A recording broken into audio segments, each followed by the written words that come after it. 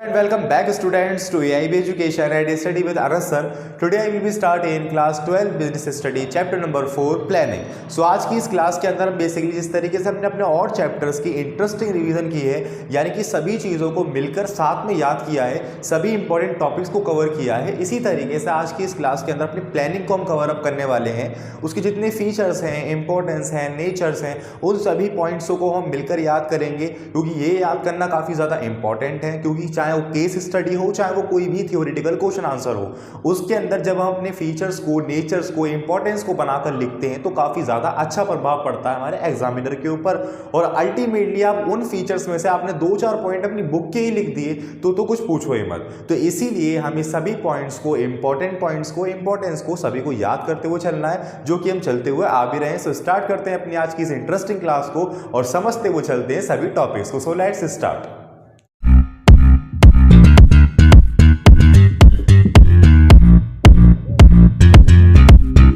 Students शुरू करते हैं अपनी क्लास को और समझते हैं प्लानिंग को। तो देखिए स्टूडेंट्स, प्लानिंग का मतलब आखिर क्या है? तो प्लानिंग का काफी इजी मतलब है बेसिकली सोचना। तो प्लानिंग की अगर छोटी सी डेफिनेशन लिखी जाए तो वो ये लिख सकते हो आप कि it refer to thinking beforehand, यानी कि बिफोर वर्क। किसी भी काम को करने से पहले जो उसके बारे में सोचा जा रहा है वही प्लानिंग कहलाता है। चाहे वो कोई भी काम हो, चाहे वो बिजनेस एक्टिविटी हो as well as non business activity के अंदर भी प्लानिंग का काफी बड़ा रोल होता है। तो इस तरीके से प्लानिंग के कई सारे फीचर्स हमारे पास आते हैं, बहुत सारी इंपॉर्टेंस भी आती है और एज वेल एज लिमिटेशंस भी आती हैं, क्योंकि हर एक प्लान सक्सेसफुल नहीं होता, हर एक प्लान को फॉलो करने का हमारा तरीका ठीक नहीं होता। तो बहुत सारे ऐसे इशू होते हैं जिसकी वजह से कहीं ना कहीं हम सक्सेस हासिल नहीं कर पाते।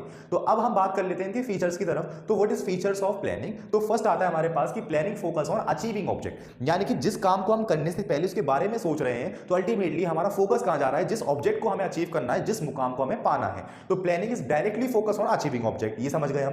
Planning is primary function, yes, planning is primary function of every management, every type of management. ये आप खुद से बना के लिख सकते हो कि प्लानिंग जो है वो प्राइमरी फंक्शन है हर एक मैनेजमेंट का। किसी भी काम को करने से पहले अगर प्लानिंग परफॉर्म की जा रही है तो चांसेस उसके इंक्रीज हो जाते हैं कि हम एक तरह से सफलता हासिल कर सके। तो प्लानिंग तो एक प्राइमरी फंक्शन ही रहेगा, पहले सोचेंगे तब करेंगे, ठीक है। तो प्लानिंग इज परवेसिव, जैसे कि मैंने आपको बताया कि प्लानिंग का जो काम है वो बेसिकली किसी बिजनेस एक्टिविटी के लिए नहीं है। प्लानिंग फंक्शन बिजनेस एक्टिविटी के अंदर तो यूज होता है और as well as non business activity के अंदर भी यूज होता है। तो planning is pervasive. Planning is continuous, जिस भी प्लान को हम तैयार कर रहे हैं वो कंटिन्यूअस वे के अंदर चलता है, ये भी हमें पता है। Planning is futuristic, yes, planning जो होता है वो फ्यूचरिस्टिक पर्पस के द्वारा ही बनाया जा रहा है, फ्यूचरिस्टिक पर्पस के द्वारा ही तय किया जा रहा है, क्योंकि वो अभी तो हम वर्तमान में तो कोई चीज नहीं कर रहे, जो होने वाला है उसके बारे में अभी सोच रहे हैं। तो planning is futuristics. Planning involving decision making, planning एक ऐसा फंक्शन है जो कि इन्वॉल्व करता है डिसीजन मेकिंग को, क्योंकि जब कभी भी हम प्लानिंग बनाते हैं तो हम समझ जाते हैं कि यहाँ पे मुझे ये डिसीजन लेना है, इस जगह पे मुझे इस तरीके से काम करना है। तो बहुत सारे ऐसे फंक्शंस होते हैं, जब हम प्लान कर लेते हैं तो वो जल्दी से फिनिश हो जाते हैं।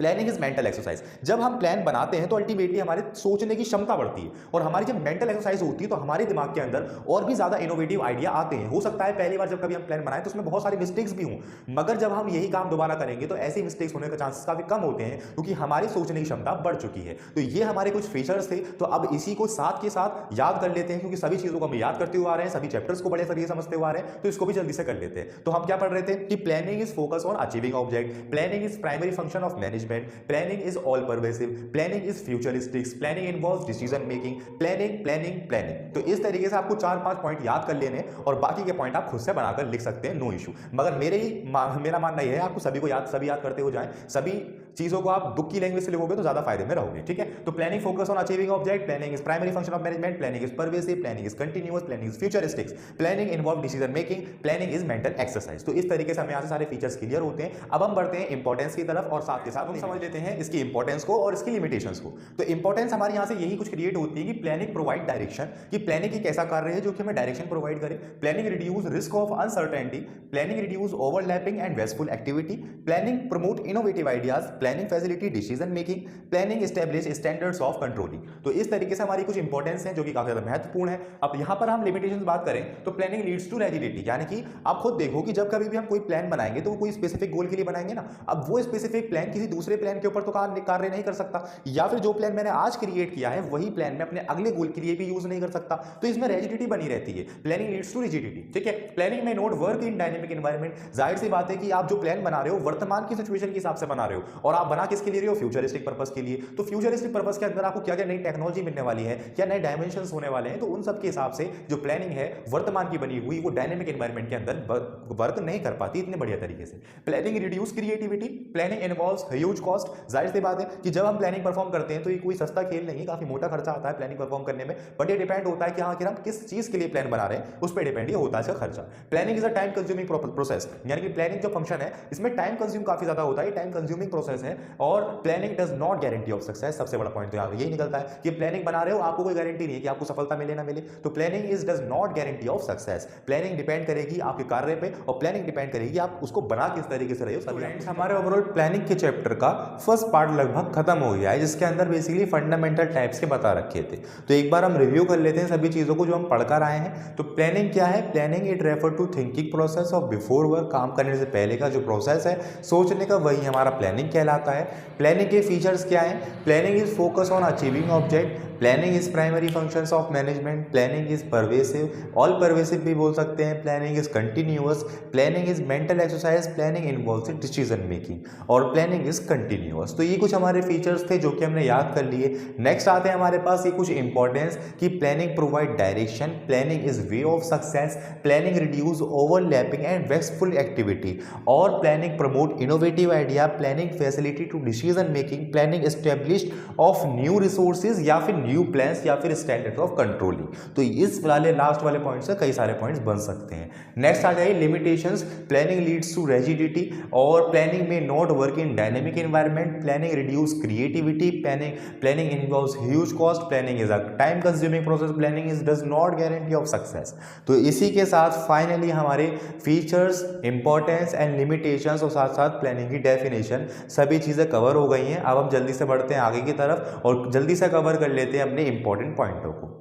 तो चलिए स्टूडेंट्स अब हम बात कर लेते हैं इस चैप्टर के सबसे ज्यादा इंपॉर्टेंट पार्ट की, जिसका नाम है टाइप्स ऑफ प्लान और साथ में प्रोसेस ऑफ प्लान। ठीक है, तो यानी कि प्लानिंग की प्रोसेसिंग क्या होती है, किस तरीके से कार्य करता है, किस तरीके से इसकी शुरुआत होती है और इसके टाइप्स क्या क्या है, ये अक्सर कर एग्जाम में पूछ लिए जाते हैं। केस स्टडी के थ्रू भी पूछ लेते हैं, अदरवाइज स्पेसिफिक क्वेश्चन के थ्रू भी आपसे पूछ लिया जाता है। तो हम पढ़ लेते हैं प्लानिंग प्रोसेस को। तो देखिए फर्स्ट ऑफ ऑल हमारा प्लानिंग का प्रोसेस एस्टैब्लिश्ड होता है सेटिंग ऑब्जेक्ट। हमें अपने ऑब्जेक्ट की सेटिंग करनी पड़ेगी कि आगे हम किस उद्देश्य के लिए काम कर रहे हैं, हम किस उद्देश्य के लिए अपना प्लान बना रहे हैं। ठीक है, next one is developing premises, यानी कि अपनी चीजों को डेवलप करना पड़ेगा हमें, तब जाके हम उस प्लान को कार्य में ला सकते हैं। यानी कि जब हमारे पास जो चीजें अल्टीमेटली है वही डेवलप्ड नहीं होंगी तो हम कार्य कैसे करेंगे, तो developing premises. Identifying alternative course of action, हमें आइडेंटिफाई करने ऑल्टरनेटिव कोर्स ऑफ एक्शन जिसके द्वारा हम सक्सेस को हासिल कर सकते हैं, उनको आइडेंटिफाइड करना है। फिर एवेल्यूट करना है ऑल्टरनेटिव कोर्सेज को, हमने आइडेंटिफाई कर लिया कि हमारे घर को 10 रास्ते जाते हैं, उन 10 रास्तों में छांटना है कि आखिर ठीक रास्ता कौन सा जाता है। सेलेक्टिंग एन ऑल्टरनेटिव, अब आप मान लो आपने 10 में से 5 रास्ते छान लिए, अब उन 5 रास्तों को तो आप जान सकते हो, उन 5 में से किसी एक रास्ते को चुनना है। सेलेक्टिंग एन ऑल्टरनेटिव, अब आपको करना है रास्ता चुनने के बाद implementing the plan, and last one is follow up action.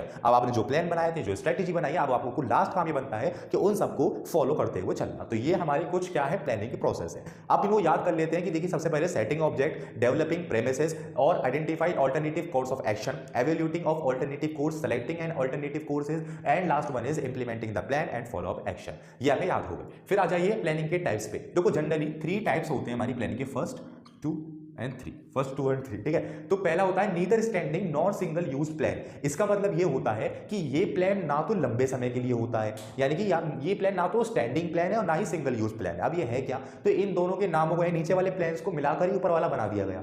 तो नीदर स्टैंडिंग और नॉर सिंगल यूज प्लान का मतलब यहां से यही है कि ये ऐसे प्लान होते हैं जो कि टॉप मैनेजमेंट प्रिपेयर करती है, और ये प्रिपेयर जो होते हैं बेसिकली ग्रुप्स के लिए होते हैं। ये आप समझ लीजिए कि आखिर ग्रुप के द्वारा किस तरीके से काम करना है, हमारे क्या ऑब्जेक्टिव रहने वाला है, हमारे क्या मेथड्स रहने वाले हैं, हमारी क्या स्ट्रेटेजी रहने वाली, मेथड तो नहीं स्ट्रेटेजी याद रखिए। तो ये कुछ टाइप्स होते हैं जो कि टॉप मैनेजमेंट डिसाइड करती है, और इस टाइप्स को बोला जाता है neither standing nor single use plan. So hopefully आपको समझ में आया होगा। Next standing plan. Standing plan का मतलब ये है कि make over a period of time, कुछ समय के लिए, ना तो ज्यादा छोटा हो ना ज्यादा बड़ा हो, जो स्पेसिफिक पीरियड ऑफ टाइम के लिए चीजें डिसाइड की जा रही हैं उसको क्या बोला जा रहा है, स्टैंडिंग प्लान बोला जा रहा है। जैसे मान लीजिए मैं किसी भी ऑब्जेक्ट के ऊपर काम कर रहा हूं और उस ऑब्जेक्ट को अचीव करने के लिए क्या क्या मुझे मेथड्स की जरूरत है, कौन से प्रिंसिपल्स की जरूरत है, कौन सी पॉलिसीज की जरूरत है, वो सब डिसाइड जो काम कर रहे हैं वो हम बात कर रहे हैं स्टैंडिंग प्लान के अंदर। So that's it. नेक्स्ट आ जाइए सिंगल यूज प्लान। जिस तरीके से नाम में समझ में आ रहा है कि सिंगल यूज प्लान का मतलब सीधा सा यहाँ पे ये निकलता है कि ऐसा प्लान जो कि बनाया तो जाए मगर सिर्फ एक बार ही यूज किया जा सकता है, उसके बाद उसका यूज नहीं होता और ना ही ज्यादा लंबे समय तक इसका यूज किया जाता। अब ये क्या है, make only one time event और प्रोजेक्ट। अब इसका मतलब ये है कि यानी कि बजट तैयार करना, प्रोग्राम की डायरेक्शन तैयार करना और प्रोजेक्ट्स के बारे में बताना कि ऐसे प्लान जो कि एक ही बार यूज होकर फिनिश हो जाए। तो इसी तरीके से हमारे यहाँ पे सभी चीजें कंप्लीट हो गई। इस चैप्टर में जितनी भी चीजें इंपॉर्टेंट थी वो मैंने सब आपको बता दी। एक लास्ट पार्ट बचता है कि वेरियस टाइप्स ऑफ प्लान। अब टाइप्स ऑफ प्लान का मतलब ये है कि हमारे पास ऑब्जेक्टिव होना चाहिए, हमारी स्ट्रेटेजी होना चाहिए, हमारा प्रोसीजर होना चाहिए, मेथड्स होने चाहिए, प्रोग्राम होने चाहिए। यही मैंने आपको याद करवा दी। यही कुछ मिला तोड़ के इसका लास्ट पॉइंट बन जाता है वेरियस टाइप्स ऑफ प्लान। और यदि आपने सब चीज कर रखी होंगी तो आप उसे खुद क्रिएट कर सकते हैं। वो स्पेसिफिक पूछा जाएगा कि छोटे मोटे पॉइंट के अंदर, और वो सब चीजें हमने यहाँ कवर करी ली है। तो आप एक बार रीड कर लीजिएगा, सब कवर हो जाएगा छोटा सा पॉइंट में। ठीक है, तो प्लानिंग प्रोसेस हमने जान लिया, हमने प्लानिंग के टाइप्स भी जान लिए, हमने इंपॉर्टेंस जान लिया, हमने लिमिटेशन जान लिया, हमने फीचर जान लिए, हमने डेफिनेशन जान ली। सो होपफुली आपको सभी चीजें क्लियर हुई होंगी। तो फाइनली हमारा आज की एक ही क्लास के अंदर पूरा चैप्टर फिनिश होता है जिसका नाम था प्लानिंग। आपकी सभी डाउट्स क्लियर होंगे। फिर भी कोई भी डाउट आपका कहीं भी बचता हो या किसी चैप्टर के अंदर आपको मुश्किल आ रही हो, वो आप मुझे कमेंट बॉक्स के अंदर बताएं। पहले मैं उस चैप्टर को कवर करूंगा, तब जाके अपनी सीरीज को कंटिन्यू करेंगे। अदरवाइज हम सीरीज को कंटिन्यू कर ही रहे हैं, फॉलो कर रहे हैं। तो हम 4 चैप्टर के बाद 5 चैप्टर की तरफ पढ़ेंगे जिसका नाम है ऑर्गेनाइजिंग, और उसके भी सभी इंपॉर्टेंट फीचर्स एंड पॉइंट्स को याद करते हुए चलेंगे, समझते हुए चलेंगे। तो मिलते हैं नेक्स्ट क्लास के अंदर और इसी तरीके से कवर करेंगे अपनी और भी चीजों को काफी brief, short and best explanation के साथ। Thank you.